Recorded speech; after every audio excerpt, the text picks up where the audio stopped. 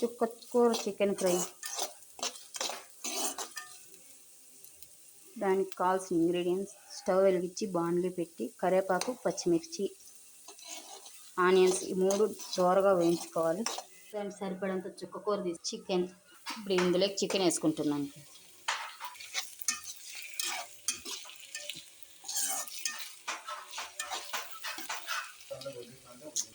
అల్లం వెల్లుల్లి పేస్ట్ ఇది బాగా కలుపుకొని ఇందులోకి సరిపడంత పసుపు.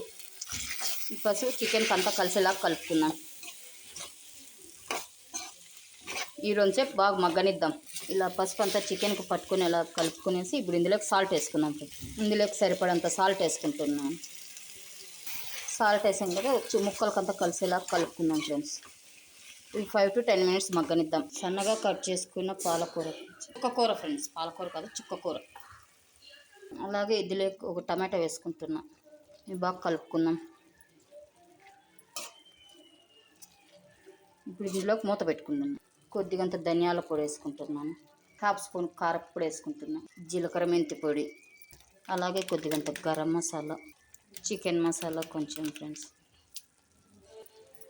చికెన్ మసాలా కొంచెం, అలాగే కొద్దిగంత జీరా వేసుకుంటున్నాను. ఇవన్నీ కలుపుకున్నాం. ఇవన్నీ ముక్కలకు బాగా పట్టేలాగా కలుపుకున్నాం ఫ్రెండ్స్. ముక్కకంతా మసాలా పట్టేలాగా.